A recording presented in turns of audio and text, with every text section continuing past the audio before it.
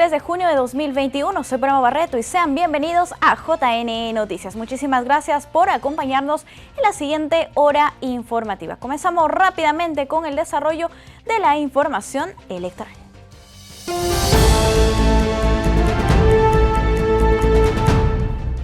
Amigos, iniciemos este espacio informativo con el dato electoral sobre la labor del Jurado Nacional de Elecciones en este tramo final del proceso electoral. Veamos.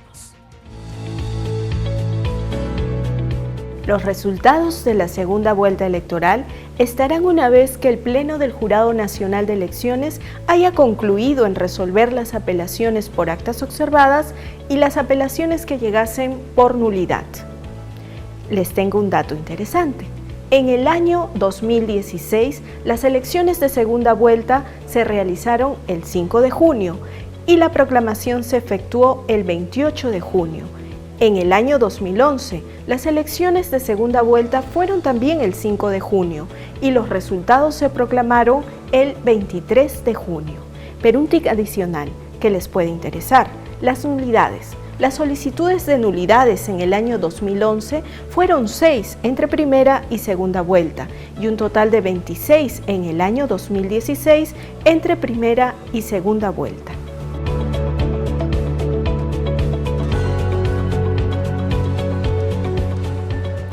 Por su parte, la Defensoría del Pueblo indicó que en el marco del actual proceso electoral le compete al Jurado Nacional de Elecciones definir quién ganó las votaciones. Veamos. Nadie puede hablar de fraude, eso es irresponsable.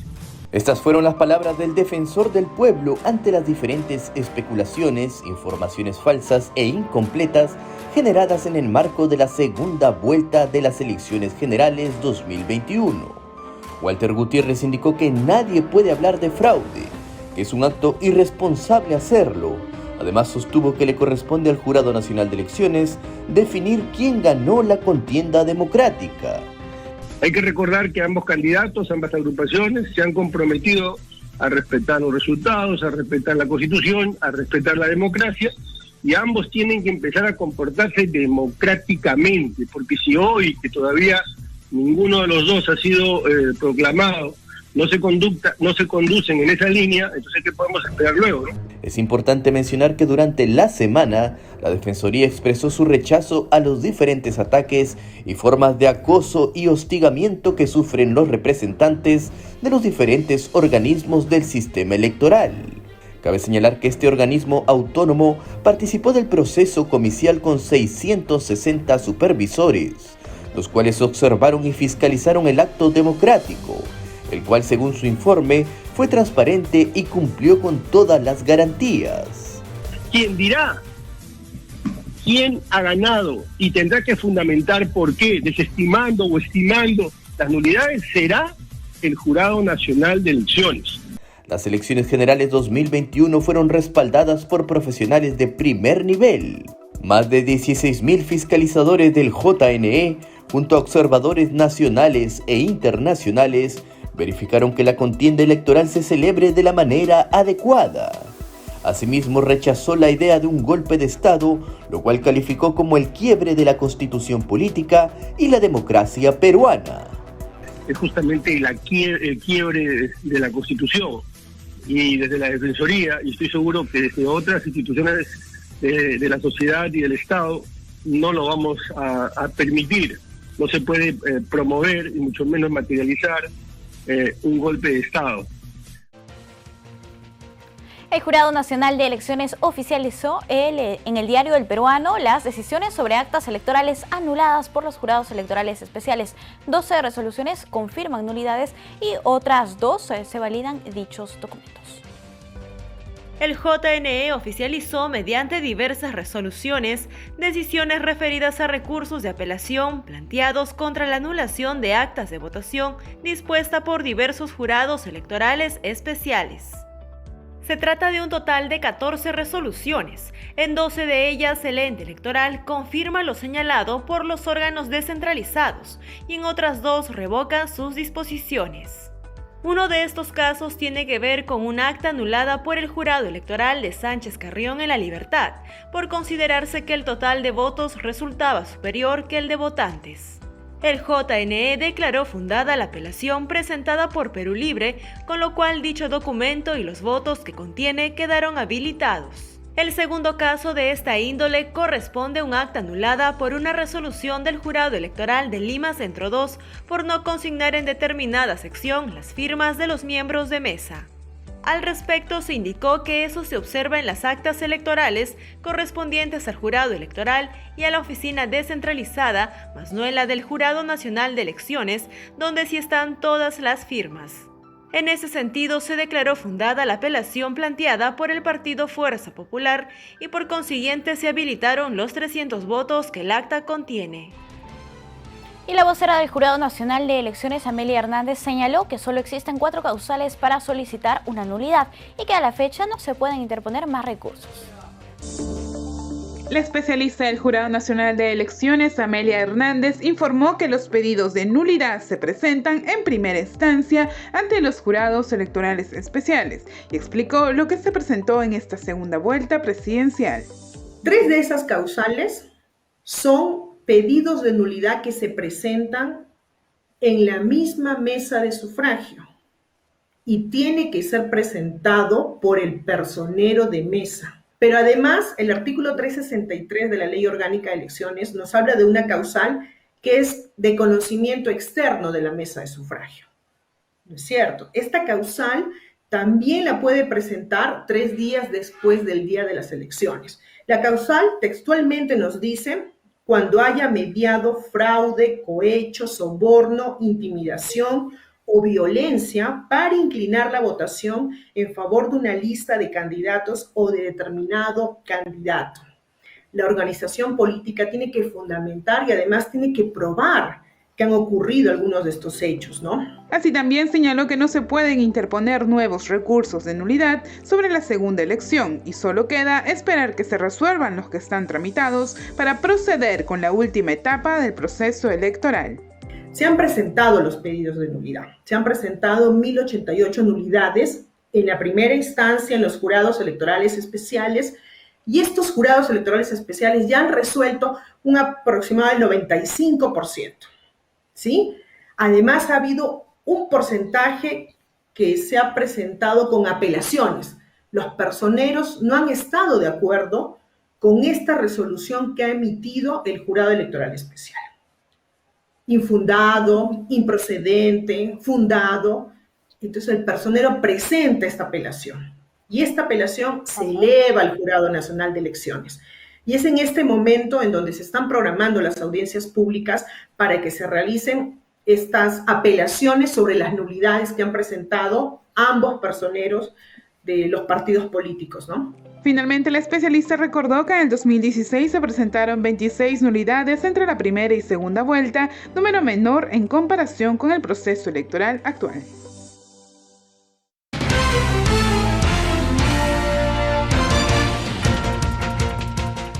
Amigos, tenemos una entrevista y vamos a hablar sobre el desarrollo de las audiencias del Jurado Nacional de Elecciones, análisis y repercusiones en el contexto de las elecciones generales 2021. Hoy conversamos con el doctor Michel Samaniego Monzón. Él es exsecretario del JNE y especialista en temas electorales. ¿Cómo está? Muy buenos días, doctor. Bienvenido. Buenos días y gracias por la invitación para conversar aquí en el canal del Jurado Nacional de Elecciones sobre los temas que tú estimes conveniente hacerme preguntas. Gracias por acompañarnos. El Jurado Nacional de Elecciones ya ha culminado con la revisión de las actas observadas, un promedio de 84 actas electorales observadas, y ahora le toca revisar y ya ha comenzado con la revisión de las apelaciones de pedidos de nulidad. ¿Podría comentarnos cómo observa, cuál es su lectura respecto a las audiencias públicas que viene realizando el máximo ente electoral?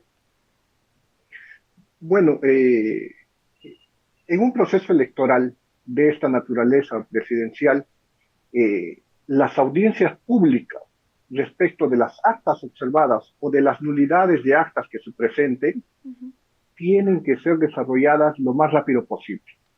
Y esto por mandato de la ley. La Ley Orgánica de Elecciones establece que el Jurado Nacional de Elecciones debe resolver estos pedidos en el plazo máximo de 3 días hábiles. Me parece que en el tema de las actas observadas ha cumplido los plazos adecuadamente. Y ahora en el tema de las nulidades que se han visto o que se han visto hoy día, que me parece que han sido 10, también está cumpliendo los plazos. Esperemos que el resultado de las votaciones de estos expedientes que se han visto sean acatados por todos los ciudadanos y por las partes contendientes en este proceso electoral. Es muy importante que se respete la institucionalidad del jurado, que hasta ahora ha venido demostrando, no solo a nivel nacional, sino internacional, un correcto desarrollo del proceso electoral. Bien, es importante respetar en todo caso las decisiones del Jurado Nacional de Elecciones. Ahora entramos a esta etapa de las apelaciones sobre los pedidos de nulidad. En primera instancia, ya todos estos pedidos de nulidad habían sido desestimados por los jurados electorales especiales. ¿Cuál podría ser la diferencia en esta segunda instancia ante el Pleno del Jurado Nacional de Elecciones? Bueno, es difícil saber, pero lo cierto es que efectivamente un gran porcentaje de estos pedidos de nulidad fueron declarados por los jurados electorales especiales extemporáneos, porque se presentaron fuera de las 8 de la noche, que es el horario que deben atender los jurados electorales especiales. Luego de las 8 de la noche del tercer día de producidas las elecciones. A mí me gustaría precisar en este punto que ese horario no es un horario arbitrario, ni que de la noche a la mañana se estableció. Ese horario está establecido en el reglamento de gestión de los jurados electorales especiales para tiempos de pandemia, que han sido establecidos antes del inicio del proceso electoral. Es decir, todos los partidos políticos conocían el horario de atención de los jurados electorales especiales. Y eso no solo ocurría en este proceso electoral, sino en todos los procesos electorales. Ahora, si se presentó fuera de ese horario, es probable que el Jurado Nacional de Elecciones confirme las improcedencias. En cuanto al fondo o a las apelaciones que han entrado dentro del horario, la gran discusión está entre si existen firmas falsas o supuestamente falsas en algunas actas cuya nulidad se pide, en otras se pide que las mesas han sido constituidas por familiares, y en otras que un candidato solo tiene votación y el otro no. Y también hay una gran discusión en estos pedidos de nulidad, si se debe alcanzar o no la lista de electores de la mesa.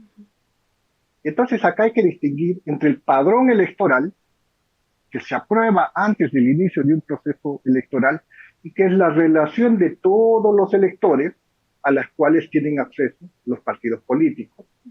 El acta padrón, que es la relación de los votantes que se publica en la puerta del local de votación, y la lista de electores, que es aquella que se firma una vez que se vota en un proceso electoral. Usted va, entrega el DNI, deposita su cédula de votación y luego firma un padrón en la mesa de votación y pone su huella digital. Esa es la lista de electores.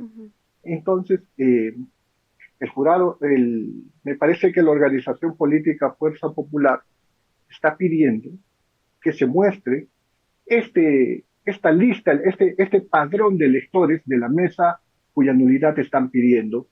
Y me parece que ahí va a ser la discusión si contiene datos sensibles que pueden ser entregados o no pueden ser entregados. Seguramente eso se resolverá. A su parecer, ¿estos datos deberían ser entregados a organizaciones políticas? ¿O qué es lo que dice la normativa finalmente en nuestro país? Bueno, son datos sensibles que no se pueden entregar a una organización política ni a algún ciudadano. Cualquier ciudadano que se vea afectado por este requerimiento podría impugnar esa demanda de habeas data que ha interpuesto Fuerza Popular.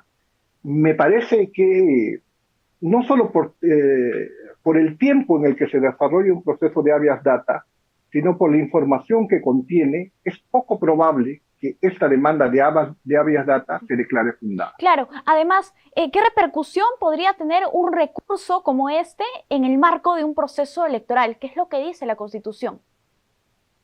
Bueno, la justicia ordinaria no puede intervenir en un proceso electoral. no puede intervenir y tampoco puede alterar el calendario electoral. Entonces, el artículo 176 de la Constitución y el artículo 2 de la Ley Orgánica de Elecciones establece que el Jurado Nacional de Elecciones debe garantizar que la voluntad expresada en las urnas sea reflejo exacto y oportuno. Cuando dice oportuno, dentro de los plazos legales que le establece la ley. ¿Y cuáles son esos plazos legales? El cronograma electoral.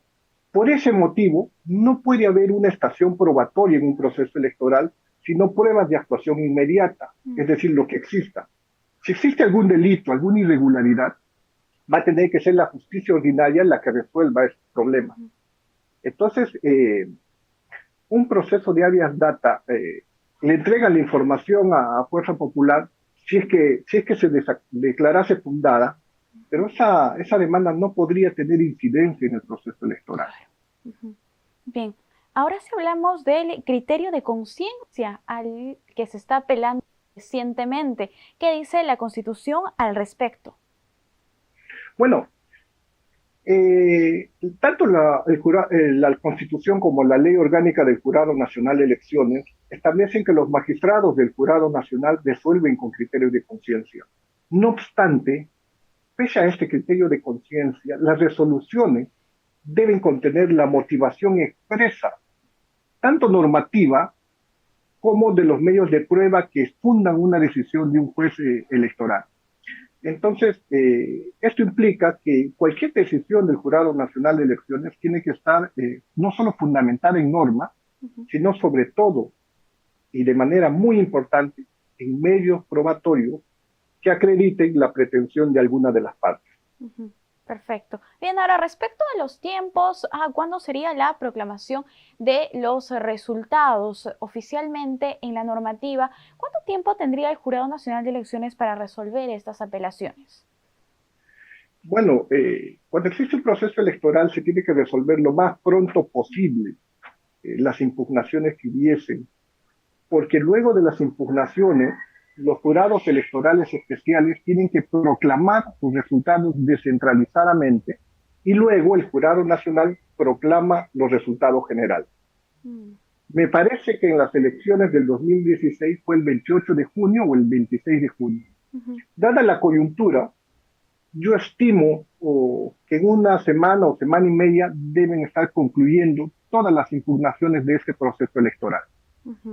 Bien, como se va dando el proceso y lo que hemos visto el mismo día de las votaciones, luego el conteo de la Oficina Nacional de Procesos Electorales, la revisión por parte de los jurados electorales especiales y finalmente el trabajo que está realizando el Jurado Nacional de Elecciones, este proceso electoral se podría decir, como han dicho los organismos de observación internacional, que se ha hecho con la debida transparencia y en el marco de la normalidad. Bueno, lo que pasa es que cuando existe un conflicto de cualquier naturaleza, siempre hay discrepancias con el actuar de los organismos estatales. Si uno observa el actuar de la OMPE, me parece que ha sido desarrollado de manera eficiente. No solo participa la Oficina Nacional de Procesos Electorales al organizar, están los fiscalizadores del Jurado Nacional de Elecciones, está el Ministerio Público en algunas ocasiones, la policía, los coordinadores, los mismos partidos, los observadores internacionales. Y la información de las actas, por ejemplo, es pública. El Jurado Nacional de Elecciones está cumpliendo también su misión, resolviendo las actas observadas primero y ahora las nulidades que se están presentando. Y me parece que los observadores internacionales ya han señalado que este proceso electoral no se puede tachar de que haya tenido algún tipo de fraude o irregularidad alguna. Perfecto. Doctor Samaniego, muchísimas gracias por acompañarnos aquí en JNE Noticias. Seguramente más adelante también estaremos conversando con usted para ver cómo se viene desarrollando este proceso electoral y cuáles son los pasos para llegar finalmente a la proclamación de resultados. Un gusto. Muchas gracias por la invitación. Gracias por su tiempo. Amigos, nosotros vamos a hacer una brevísima pausa. Volvemos.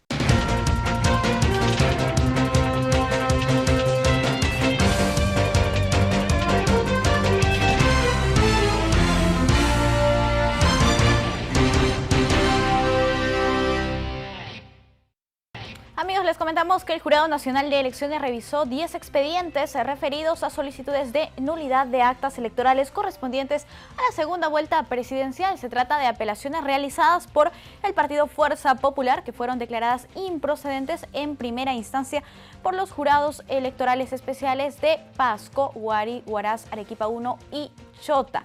Hasta el 16 de junio se habían interpuesto hasta el 19 de junio se habían interpuesto 1.088 pedidos de esta índole, de los cuales los jurados electorales especiales habían resuelto el 95%, quedando pendiente las apelaciones que esta mañana fueron vistas.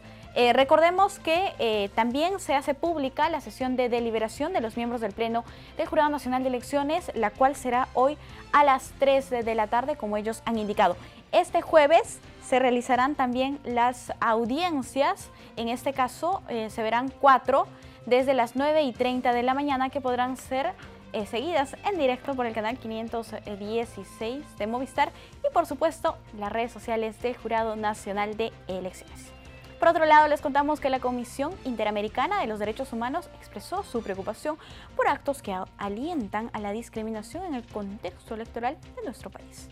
Y la Policía Nacional está invitando a los ciudadanos a retirarse. La Comisión Interamericana de Derechos Humanos expresó su preocupación ante las denuncias de actos de hostigamiento contra autoridades electorales y personas que participan en la vida pública en el Perú. Asimismo, manifestó su alarma ante reportes sobre la difusión de discursos estigmatizantes que alientan a la discriminación. En este orden, llama al Estado a observar sus obligaciones internacionales en materia de derechos humanos relacionadas con la prevención, investigación y sanción de tales hechos, ocurridos en el contexto social posterior a la celebración de las elecciones presidenciales del 6 de junio. La Comisión Interamericana de Derechos Humanos ha monitoreado de cerca la situación de derechos humanos en el país durante el desarrollo del proceso electoral, que ha sido calificado como positivo por las distintas misiones de observación comicial que acompañaron. Por las distintas misiones de observación electoral, tanto nacionales como internacionales. Al respecto, se destaca que los jurados electorales especiales no han reportado indicios de irregularidades electorales. Asimismo, que a la fecha se encontrarían pendientes de resolver algunos recursos por el Jurado Nacional de Elecciones previo a la proclamación de resultados. Y las elecciones en Perú son un modelo de democracia en la región, así afirmó el vocero de Estados Unidos, Ned Price, mediante un comunicado. Destaca transparencia de jornada y apoya que el Jurado Nacional de Elecciones tome su tiempo para procesar los resultados de acuerdo a ley. El portavoz del Departamento de Estado de Estados Unidos, Ned Price, aseveró que las elecciones presidenciales de Perú fueron justas y un modelo de democracia en la región, en una muestra de apoyo al trabajo de las autoridades electorales. Mediante un comunicado, Price felicitó a los organismos electorales por administrar de manera segura otra ronda de elecciones libres, justas, accesibles y pacíficas, incluso en medio de una pandemia.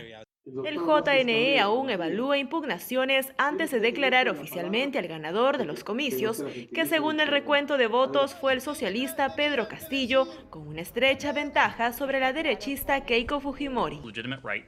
En ese sentido, el portavoz apoya que se dé tiempo a las autoridades electorales para procesar y publicar los resultados de acuerdo con la ley peruana. Price manifestó que Estados Unidos y Perú comparten una profunda amistad arraigada que se ha traducido además en la cooperación mutua en temas de salud, seguridad y protección ambiental. Finalmente, el vocero expresa la intención de continuar esta importante alianza con el candidato debidamente elegido por el pueblo peruano. Por su parte, el ex canciller Manuel Rodríguez Cuadros destacó el pronunciamiento del Departamento de Estado norteamericano que reconoce la actuación de la OMP y el Jurado Nacional de Elecciones en el desarrollo del actual proceso electoral. El ex canciller de la República felicitó el trabajo que viene realizando la Oficina Nacional de Procesos Electorales y el Jurado Nacional de Elecciones en el marco del proceso electoral 2021. El comunicado en primer lugar expresa un reconocimiento a las elecciones, las que considera justas, accesibles y pacíficas, y las tipifica como un modelo de democracia en la región. En segundo lugar, se felicita y se reconoce la actuación de la OMP y del Jurado Nacional de Elecciones, que han llevado y están llevando a cabo el proceso electoral no solamente bajo el principio de legalidad en el ámbito nacional, sino bajo los estándares democráticos e internacionales propios del Estado de Derecho. Enfatizó que se deben esperar los resultados que brindará el JNE, porque es el único organismo encargado de brindar los resultados. Las autoridades electorales pues son la OMP y el Jurado Nacional de Elecciones, no hay otras. En tercer lugar, el comunicado señala que hay que darle el tiempo necesario que la ley establece para que estas autoridades, es decir, la OMP y el Jurado Nacional de Elecciones, en este caso más específicamente el jurado, puedan procesar los asuntos pendientes y se pueda llegar pronto a la proclamación del ganador de las elecciones. Y finalmente el comunicado expresa la voluntad de los Estados Unidos de continuar e incrementar una relación de amistad y cooperación con el nuevo gobierno peruano. Amigos, les presentamos ahora el dato electoral y usted podrá conocer cuáles son los pasos que debe seguir todo fallo del máximo organismo electoral. Veamos. ¿Sabías que antes de emitir una decisión jurisdiccional, los magistrados que integran un colegiado deben expresar su posición, emitir un voto, firmar la sentencia o resolución que deciden, para posteriormente ser publicado y notificado, con lo cual reúnen todos los requisitos necesarios para que surta efectos jurídicos? Esto ha sido señalado por el Tribunal Constitucional en la sentencia recaída en el proceso de amparo número 1142-2018. De igual manera sucede con los acuerdos adoptados por el Pleno del Jurado Nacional de Elecciones, específicamente el acuerdo del 11 de junio del presente año, mediante el cual el Pleno decidió extender excepcionalmente el plazo para presentar escritos de nulidad. Este acuerdo nunca fue publicado ni notificado y por tanto nunca tuvo efectos jurídicos. Más aún, porque el mismo día fue reexaminado por el mismo Pleno del Jurado Nacional de Elecciones, reiterando con una nueva decisión que el plazo es de 3 días conforme lo establece la resolución número 86-2018, plazo que venció el pasado miércoles 9 de junio a las 20 horas.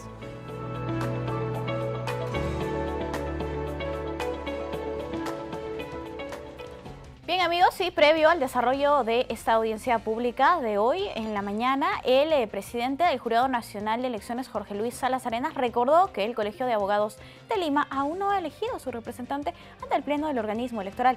Aclaró que es un deber que le corresponde al colegiado según la Constitución y no nombrado a dedo por el propio Jurado Nacional de Elecciones, como se ha comentado recientemente. Veamos.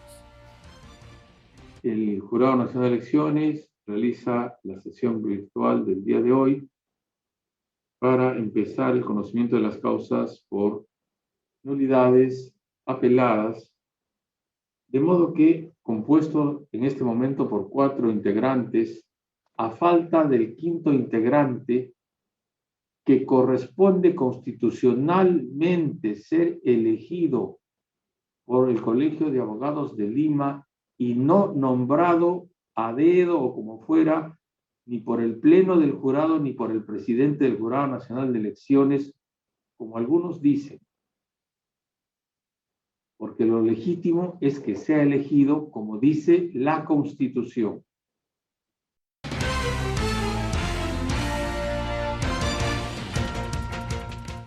Amigos, vamos a conversar ahora sobre el pronunciamiento Basta ya, no hay fraude, hay un intento de desestabilizar nuestro país y la democracia.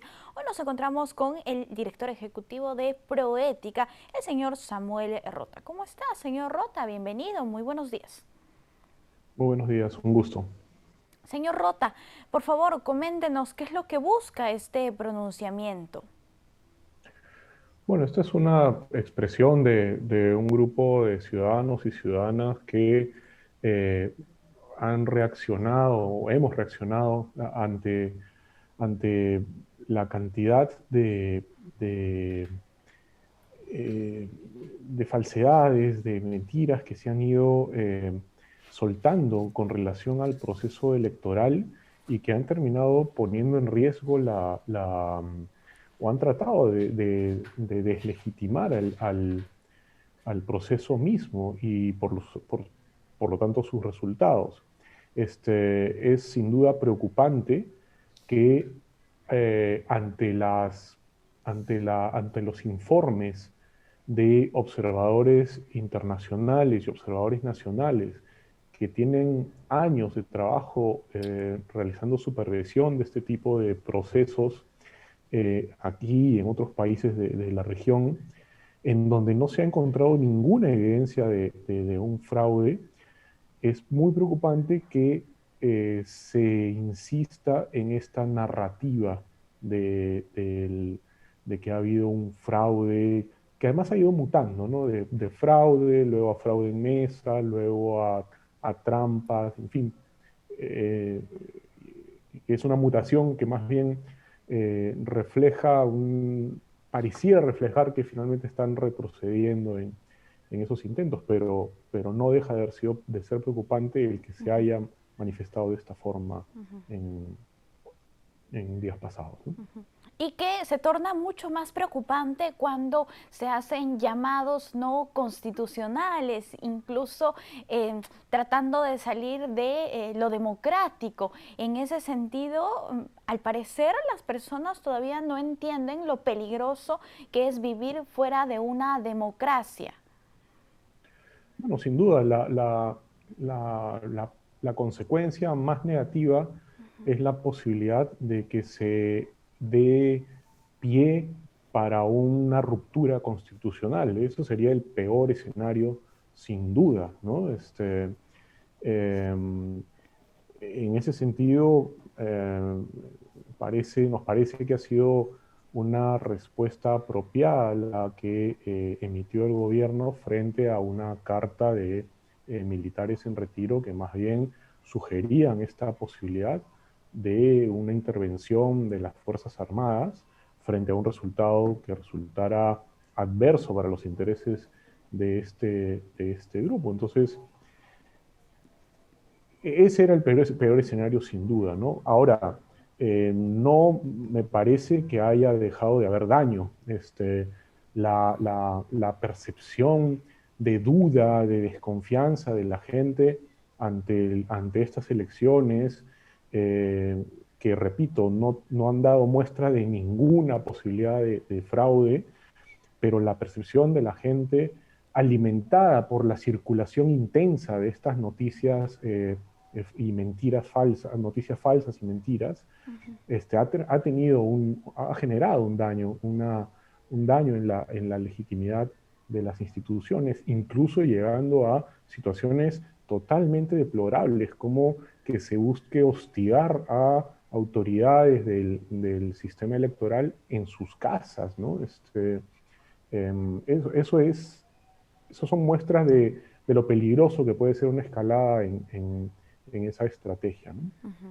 Existe una frase que versa de la siguiente manera: es mejor vivir en una democracia imperfecta que en una dictadura perfecta. En ese sentido, ¿cómo hacemos para fortalecer la democracia en nuestro país?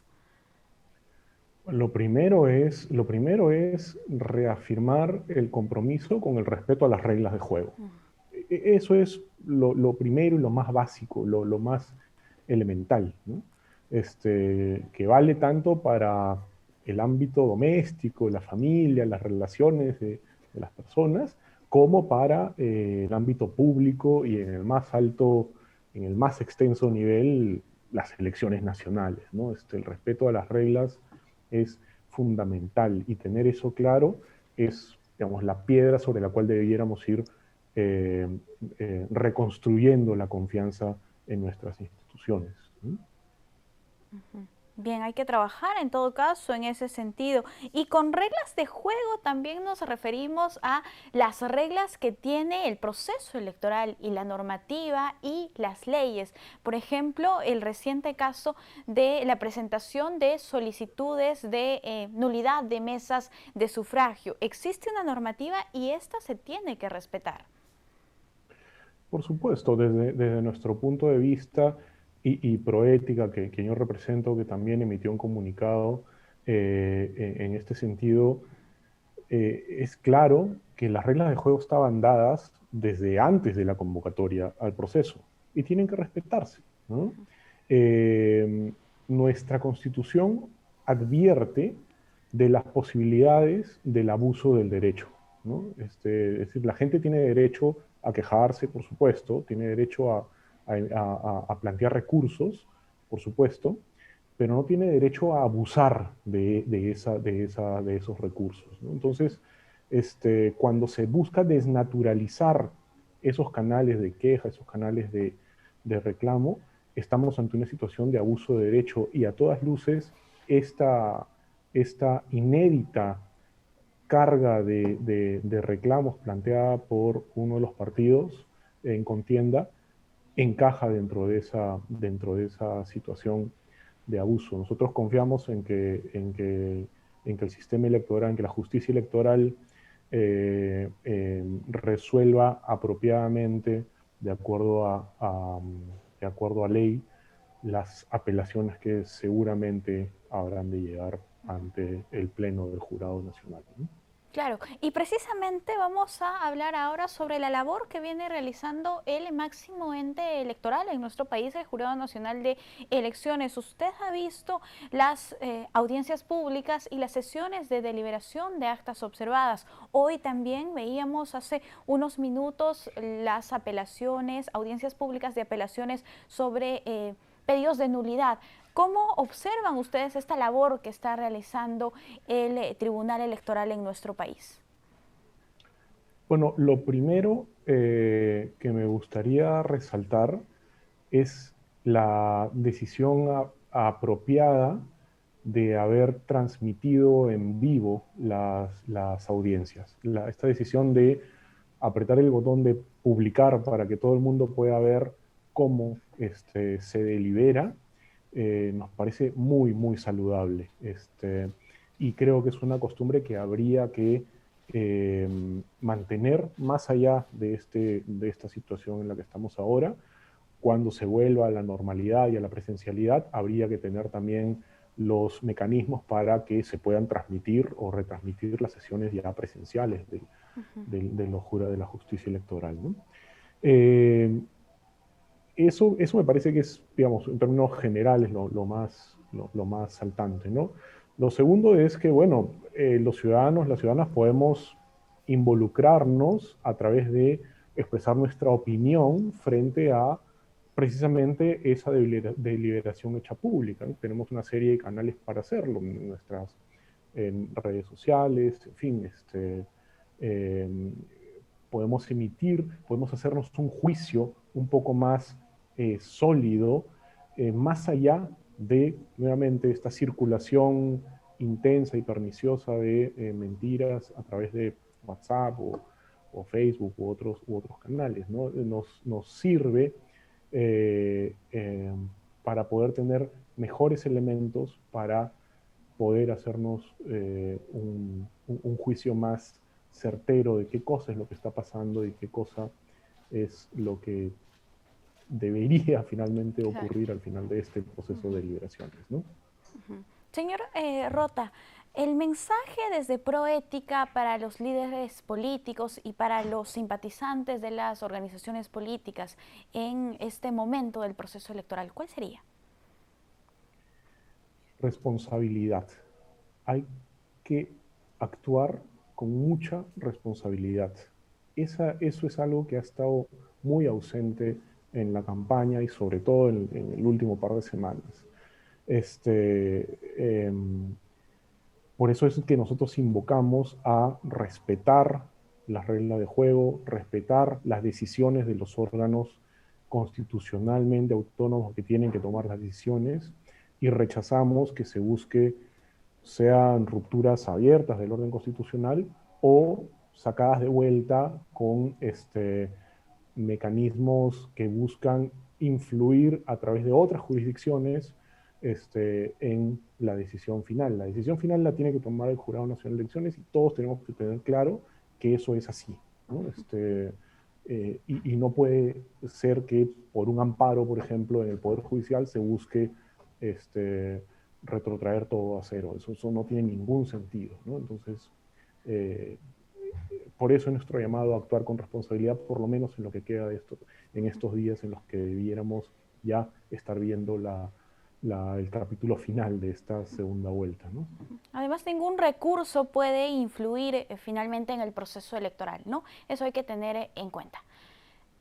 Sin duda, no tendría por qué hacerlo, no debería por qué influir, buscar suplantar el papel que tiene el Tribunal Electoral, ¿no?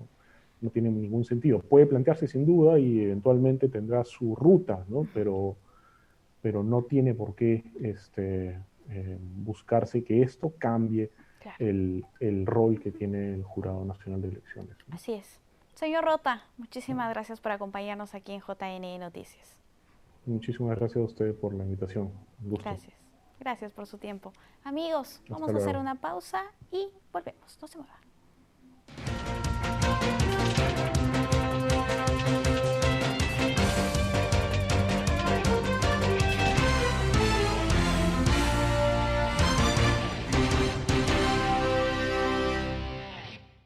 Amigos, vamos a cambiar el ángulo de la información para comentarles que un sismo de 6 grados de magnitud sacudió la costa central del Perú. Mala fue el epicentro del movimiento telúrico. El Instituto Geofísico del Perú informó que se han registrado 13 réplicas que se sintieron en Lima y 8 regiones del país. Un fuerte sismo de magnitud de 6 grados en el distrito de Mala, Cañete, remeció ayer por la noche. Ciudadanos salieron de casa durante el movimiento sísmico de larga duración. El Instituto Geofísico del Perú informó en el momento la magnitud del mismo y su epicentro.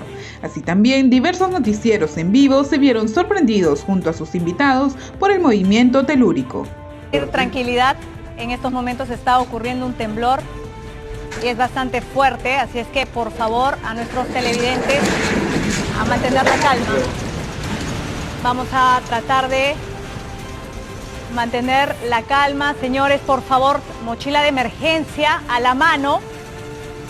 Esto va a pasar, así es que tranquilo, si usted está en una zona, busque la mayor protección.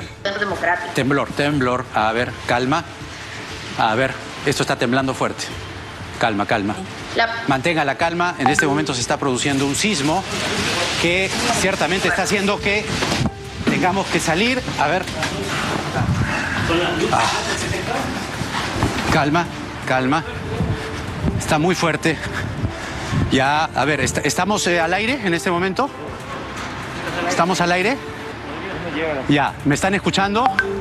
Muy bien, en este momento hemos tenido por seguridad que salir del estudio. Sigue temblando fuerte en este momento. Por su parte, la alcaldesa de Mala realizó un recorrido por las zonas afectadas. Evaluando los daños con Defensa Civil, los ingenieros de la Gerencia de Desarrollo Urbano también, estamos evaluando y empadronando también. Hasta el momento son viviendas afectadas de leve a moderado. Vamos a identificar si es que es necesario tener que reubicarlos, lo vamos a hacer, ¿no? Eso, en ese sentido garantizamos la tranquilidad y la seguridad en su integridad física de nuestra población. Cabe indicar que también fue percibido en 8 provincias de la región Ancash, informó el Centro de Operaciones de Emergencia Regional.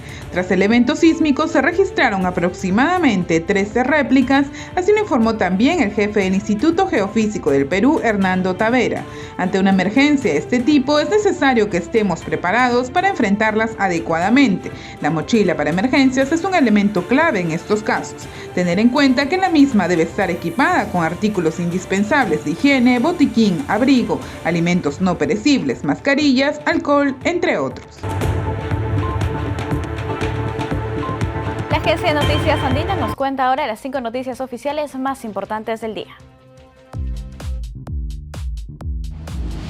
Bienvenidos, desde la Agencia de Noticias Andina, estas son las 5 noticias del día. A escasos minutos de las 22 horas, un sismo de magnitud 6 sacudió a los limeños e hizo salir de sus casas a muchos en busca de un lugar seguro. El epicentro se localizó en el distrito de Mala, en Cañete, informó el Instituto Geofísico del Perú. Al menos 10 personas resultaron heridas en el distrito de Mala, ubicado en la provincia de Cañete, como consecuencia de los momentos de pánico que generó anoche el fuerte sismo de magnitud 6. En tanto, 10 viviendas resultaron dañadas, informó hoy la alcaldesa de Mala, Sonia Ramos. Un total de 13 réplicas del fuerte sismo de magnitud 6 que se produjo anoche en Mala fue registrada por el Instituto Geofísico del Perú hasta las 2 de la mañana de hoy. Solo un movimiento telúrico superó los 3.5 de magnitud, informó el Instituto Geofísico del Perú. Un niño de 6 años de edad murió anoche en el distrito de Chilca, en Cañete, producto del fuerte sismo de magnitud 6, registrado anoche con epicentro en el distrito de Mala. La tragedia ocurrió al momento en que su familia evacuaba su casa.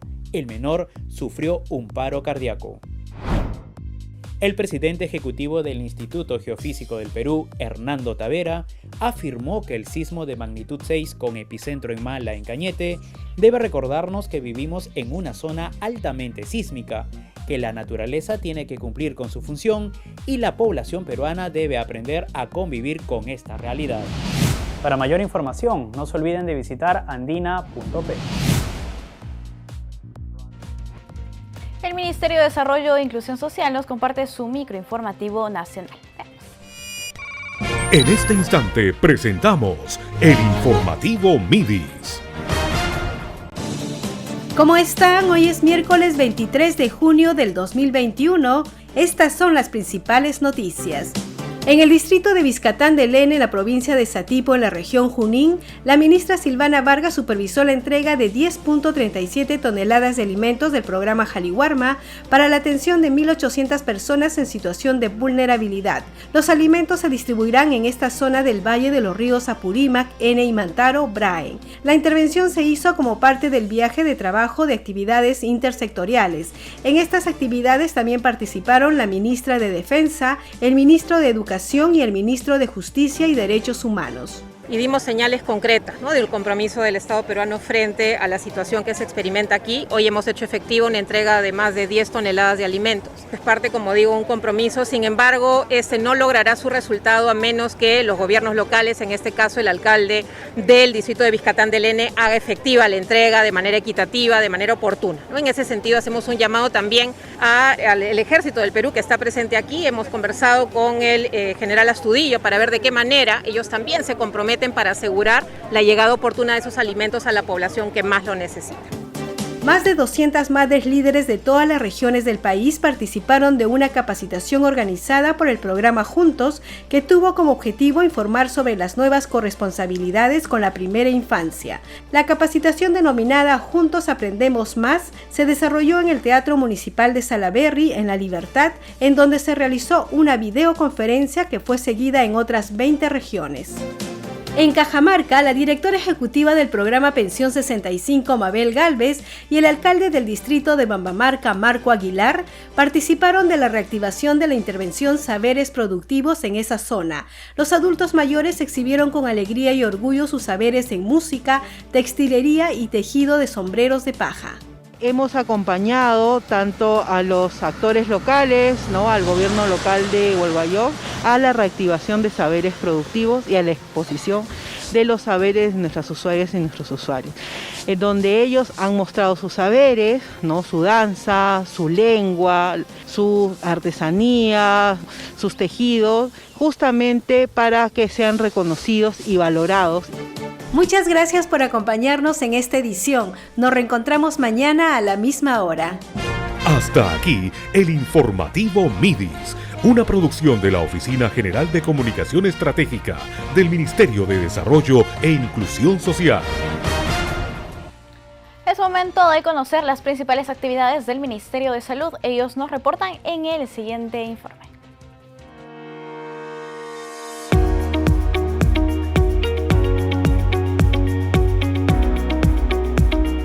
Bienvenidos al microinformativo La Salud depende de todos.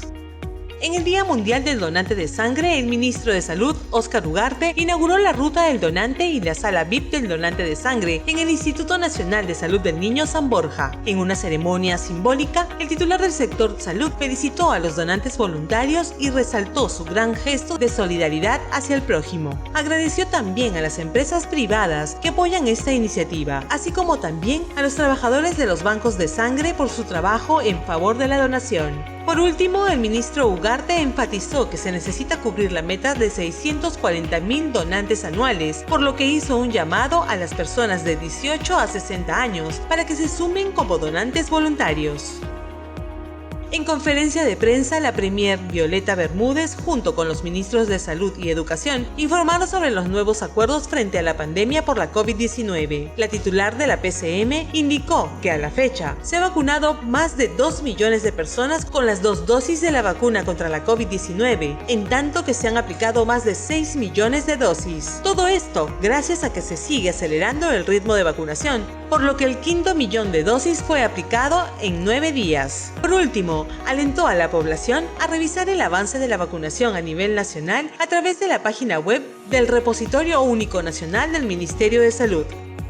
El pasado sábado 19 de junio se inició con éxito el proceso de vacunación contra la COVID-19 para las personas mayores de 18 años que viven con VIH y para los pacientes oncológicos. En un acto simbólico realizado en el Instituto Nacional de Enfermedades Neoplásicas INEN, el ministro de Salud, Óscar Ugarte, supervisó este inicio de vacunación en los pacientes que viven con cáncer. Cabe mencionar que para las personas con VIH el proceso de vacunación se viene realizando en los establecimientos de salud que brindan tratamientos antirretrovirales y que son designados por las DIDIs, DIRESAs y JERESAs a nivel nacional. Mamita, mira, ya está programada tu vacunación. Te toca este martes a las 11 de la mañana. Mamá, ¿tu DNI? Aquí está. Vamos. Esperé con tanta ilusión este momento.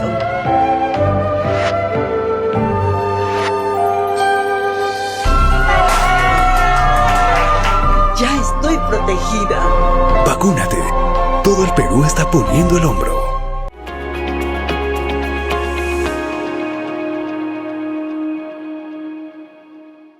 Bicentenario del Perú. Vanessa Castillo del RENIEC nos informa ahora sobre las noticias más resaltantes del ente registral en todo el país. Hola amigos, bienvenidos a la central informativa del RENIEC. A continuación les presentamos las siguientes noticias. De manera rápida y segura, más de 2 millones de peruanos hicieron sus trámites de DNI virtualmente. Los canales digitales del RENIEC han demostrado ser formas de atención que responden a las necesidades de los usuarios. Los duplicados de DNI son el trámite con mayor demanda, así como las renovaciones, que se han visto incrementadas hasta en 7 veces respecto al 2020. Estas son realizadas por la plataforma web del RENIEC y el aplicativo DNI Biofacial. Nosotros tenemos una aplicación, hemos ya implementado y la estamos utilizando. Actualmente hemos realizado más de 400.000 trámites a través de la modalidad virtual. Tenga en cuenta que usted tiene a su disposición la agencia virtual de RENIEC para que puedan orientarlo en su trámite vía web. Puede comunicarse de lunes a viernes de 7 de la mañana a 11 de la noche. Los ciudadanos se pueden contactar con nosotros a los teléfonos 315-4000, 315-2700 y podemos nosotros atenderlos, ¿no? Los anexos 3000, 4000, 5000, 6000. Si en su partida de nacimiento existe un error como los apellidos mal escritos o su orden está invertido y estos se deducen del propio documento, RENIEC podrá hacer las rectificaciones correspondientes gracias a los nuevos procedimientos incorporados en la institución. Cuando nosotros tenemos un acta de nacimiento de una OREC no incorporada y vemos un error evidente, ahora, aplicando el nuevo ROF, la subdirección técnico-normativa la puede rectificar o regularizar de oficio. El especialista explicó que estos errores suelen producirse en las zonas altoandinas y amazónicas del país, haciendo que los ciudadanos dediquen varios meses en estos trámites. El procedimiento tradicional implica que yo me tenga que trasladar hasta mi lugar de origen a presentar la solicitud. Y eso hace que muchas personas se vean afectadas porque no pueden trasladarse hasta allá. Sin embargo, indicó que hoy, ante el conocimiento del hecho y su calificación, es decir, siempre y cuando haya sido responsabilidad del registrador, se procederá con el edicto y la rectificación en un par de días. Estar indocumentado no es una barrera para vacunarse contra la COVID-19, así lo aseguró el RENIEC, cuyo personal se encuentra distribuido en los locales de vacunación a nivel nacional para identificar a quienes no cuenten con un DNI. Solo en Ica se atendieron 9 centros en una primera fase. Aunque no tengan el DNI físico en ese momento por diversos motivos, ¿no? RENIEC está ahí para poderles brindar este apoyo y no haya ningún inconveniente para poder ser atendidos en el tema de su vacunación. Puntos de atención como el Quinde, Plaza del Sol o Parcona fueron los asignados. Aquí los registradores del RENIEC, mediante dispositivos móviles, emitieron certificado C4 de manera gratuita para que los ciudadanos puedan sustentar su identidad. En estos días se ampliará la presencia del RENIEC en centros de vacunación de Chincha, Pisco, Ica, Palpa y Nazca, a fin de facilitar la documentación a quienes no la tengan. Vamos a desplegar mayor cantidad de nuestro personal. Amigos, se nos acabó el tiempo. Nos reencontramos mañana aquí en JNE Noticias, en el canal 516 de Movistar, las redes del Jurado Nacional de Elecciones y los canales aliados que retransmiten nuestra programación. Los dejamos ahora con bellas imágenes de ese tipo. Permiso.